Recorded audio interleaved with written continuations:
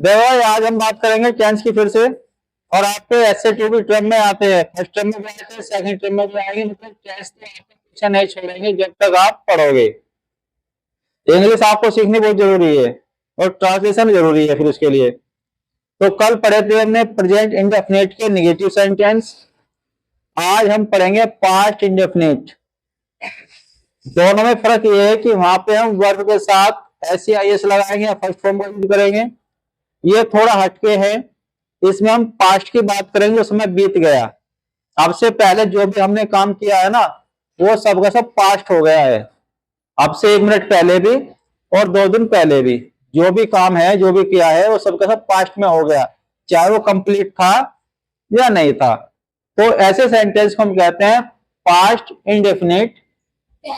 और अफर्मेटिव की बात करेंगे, इसमें भी यहां लिखेंगे हम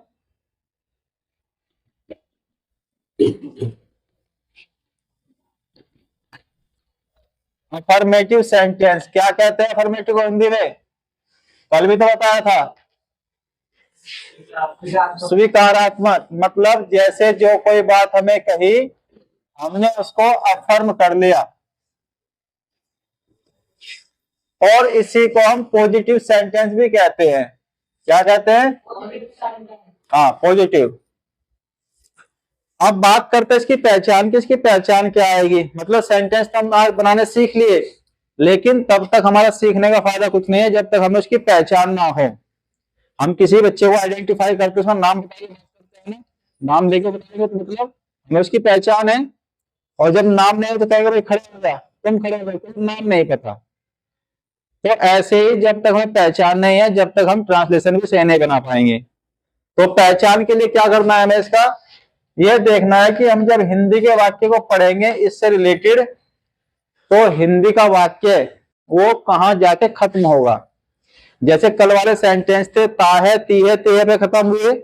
ये या, ये, ई, ए, आ इस तरह से खत्म होंगे। जैसे या, ये, ई और इस प्रकार से। या फिर इनमें था, थी, थे भी आ जाता है, लेकिन वहां पे फिर हमें वर्ब का यूज नहीं करना होता। वो फिर सिंपल पास्ट में चले जाएंगे। जैसे वो ईमानदार था, अकबर एक महान सम्राट था, पानी गर्म था, तो वहां पे क्या लगाएंगे? फिर एडजेक्टिव का यूज करेंगे, ना कि हम उसके वर्ब का यूज करेंगे जिसमें था, थे, थी आएगा। तो पहले हमें केवल देखना है इन वाले सेंटेंस को जिसके लास्ट में ऐसे वर्ड्स आएंगे जहाँ पे सेंटेंस खत्म होते हैं। इसके बाद करेंगे हम स्ट्रक्चर की।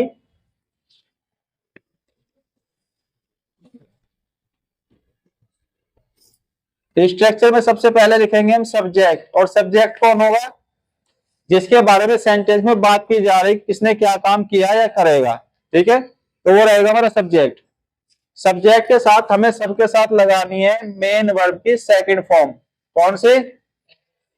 हाँ, और उसके बाद आएगा हमारा ऑब्जेक्ट कह दीजिए, या फिर कह सकते हैं हम अदर वर्ड्स भी।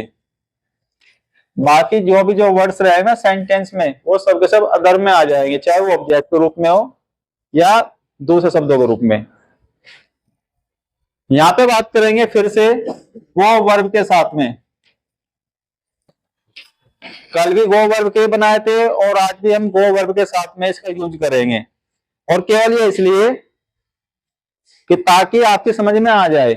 एक वर्ब पे सेंटेंस बनाना सीख लो, और उसके बाद क्या है, उसके बाद जब तुम्हारे वर्ब याद रहेगी तो आप फिर किसी भी सेंटेंस को ट्रांसलेट कर सकते हो।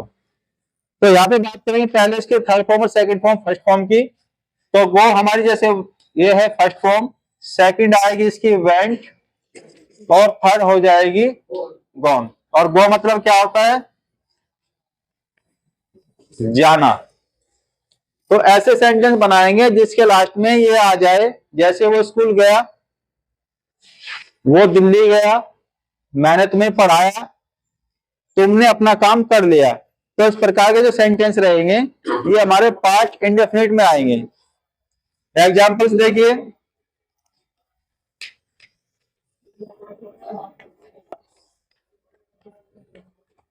मैं स्कूल गया, आई सब्जेक्ट, काम किया गया जाने का, और ऑब्जेक्ट के रूप में आएगा हमारा स्कूल।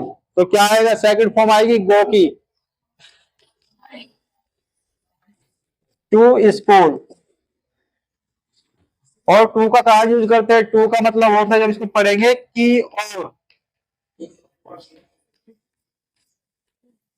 कोई आपसे टू का मीनिंग पूछे कि हमने सर टू का यूज क्यों किया, जैसे हम लगाते हैं go to market, go to school, या गो टू हाउस, तो इसको बताएगा घर की ओर, स्कूल की ओर, या फिर की ओर। लेकिन होम के साथ टू का यूज नहीं आता, ये तो पढ़ा है ना। हाँ, होम के साथ टू का यूज नहीं आएगा। उसके बाद दूसरे एग्जाम्पल देखो इसके,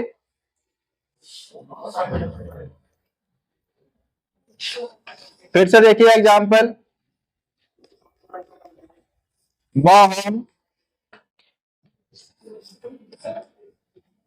बाजार गया। पहले वाले सेंटेंस में आई सब्जेक्ट था, दूसरे वाले में मोहन आ गया, लेकिन काम किया गया है दोनों में जाने का। और जाने की दोनों की जो क्या है, गो की सेकंड फॉर्म ही आएगी। यहाँ पे केवल सब्जेक्ट चेंज करना है, वर्ब में कोई चेंज नहीं होगा। तो यहाँ पे लिखेंगे मोहन वेंट टू स्कूल, या बाजार, सॉरी,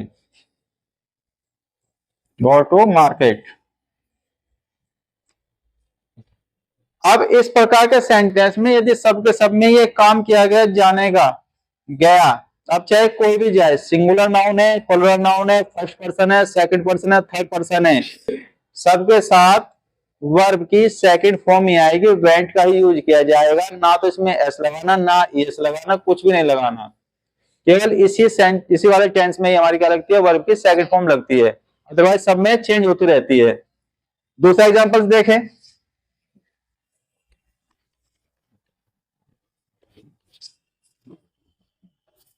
वे लोग क्रिकेट खेले। पास्ट की बात कर रहे हैं, पता नहीं सुबह खेले, कल खेले, कब की बात की जा रही है। और प्ले की फॉर्म क्या होती है, प्लेड। प्लेड फर्स्ट, सेकंड और थर्ड अलग रहेगी, फर्स्ट प्ले रहेगी। थर्ड पर्सन में है, प्लूरल नाउन में दे प्लेड क्रिकेट। आज समझ में नहीं आया, सबके साथ सेकंड फॉर्म लगानी है। जब तक आपके याद सेकंड फॉर्म नहीं होगी तब तक आप इन सेंटेंस को नहीं बना पाओगे। बनाओगे तो फिर गलती करोगे। भाई जब हमें फॉर्म नहीं पता होगी सेकंड फॉर्म क्या होगी, तो फिर गलती होने के चांस बहुत ज्यादा बढ़ जाएंगे। तो उसके लिए बेहतर है कि हमें सेकंड फॉर्म याद करो हो, तभी हम सेंटेंस को बना पाएंगे। अब मैं तुम्हें कुछ सेंटेंस दे रहा हूं लिख के, ये लाने हैं तुम्हें कल घर से करके। इस प्रकार से है ये होमवर्क में।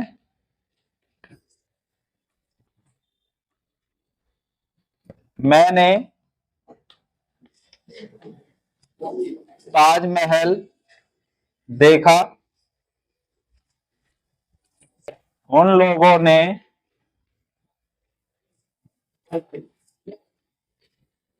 खाना खाया, सूर्य